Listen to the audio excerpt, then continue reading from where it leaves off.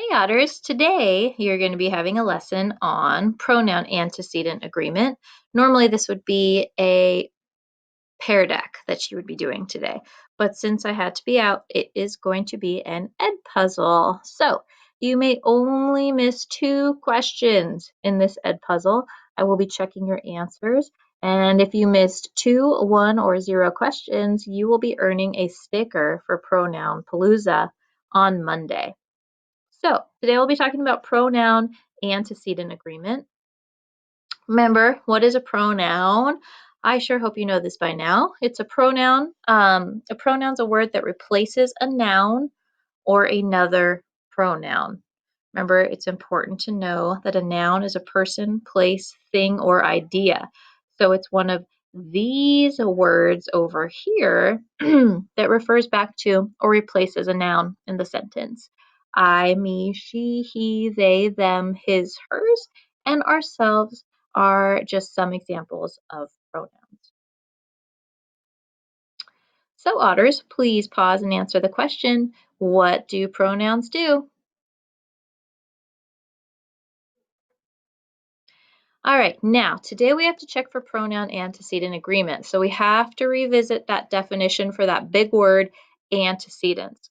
Remember, antecedents means a word to which a pronoun refers, a word used previously that a pronoun is replacing. So whatever the noun is in the sentence that the pronoun is referring back to.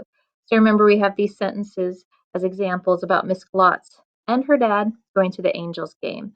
Miss Glotz went to the Angels game with her dad.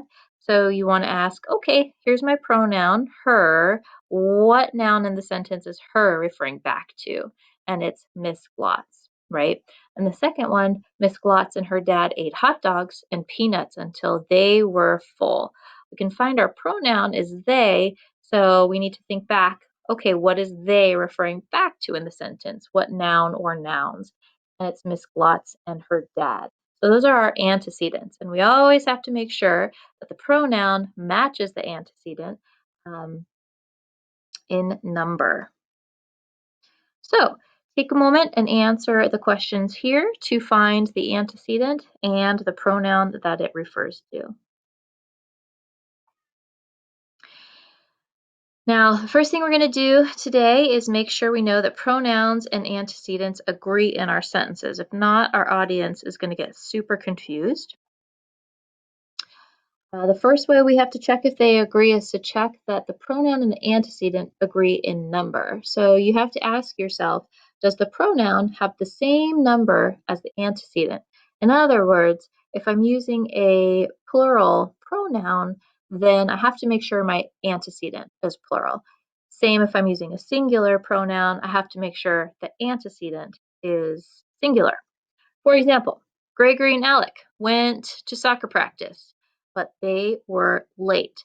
My pronoun is they. That's a plural pronoun, and it refers back to 2 people, right? Remember, plural means more than one. In the second sentence, Ronaldo played on Friday and he scored twice. He is a singular pronoun, and he is referring back to a singular antecedent because Ronaldo is only one person. Some non-examples. Kelly and Ashley went to get ice cream and she loved it. My pronoun is she. That's singular. It's only referring to one person, but my antecedent has 2 people in it, so that's a problem that I would have to fix. Second one, he acted in the school play for their parents. Uh-oh, there, that's a plural one. It's referring to multiple people, and if I go back to my antecedent, I started with a singular pronoun, he. They don't match up in number, so I would need to fix that. All right, kiddos, take a moment and answer your questions on the side. You do need to get them right in order to earn that sticker. Make sure that in the sentence you are choosing the pronoun that you would use to correct the mistake in pronoun number in each sentence.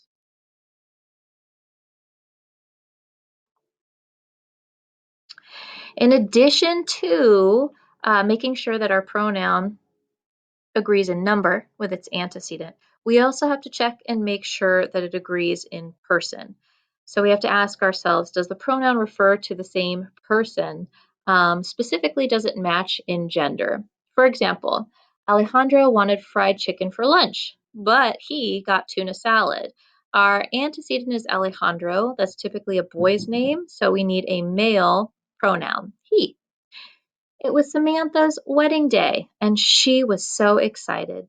Over here, our antecedent is Samantha. That's generally a girl's name, so we need a feminine pronoun, she. Non-examples. Mr. Kelly was mad that her students weren't paying attention. Here we have a problem. Mr. indicates that this should be a man, but we have a female pronoun here with her. So we would need to fix that, right? Mr. Kelly was mad that his students weren't paying attention would be grammatically correct. Next example. It wasn't fair that Jacqueline's parents made him wash the bathroom he shared with his brother. Jacqueline is generally a girl's name, so if you are using all of these male gender pronouns, it's a problem. Now, obviously, for gender, this is the grammatical rule. Obviously, if you know someone who prefers to use or identify by a different pronoun, those cases are individual and to be respected. But for general grammar purposes, you do need to make sure that the pronoun does match with the antecedent in gender. Okay, otters, take a moment, answer these questions to the side. Make sure that you are selecting the pronoun you would use to correct the mistake in the pronoun person in each sentence. All right. In addition, you do have to be careful of those vague or ambiguous antecedents, like we had talked about when we first started learning about pronouns. Remember, ambiguous antecedents occur when it is unclear what an antecedent a pronoun refers to. So if you remember the ones about Alicia or Alicia and Sandra went to the mall, she bought a new t-shirt. The she in that sentence is referring to one girl, but our antecedent was mentioning two girls. So we don't know which girl actually bought the t-shirt.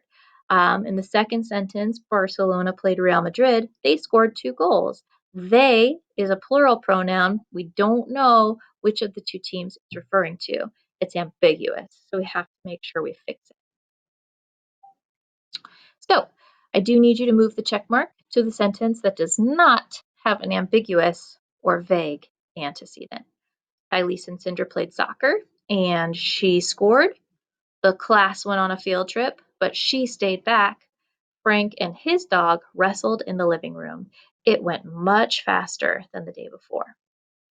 Which one does not have an ambiguous antecedent? And this is going to be your last question of the day. Be good for the sub. Thank you.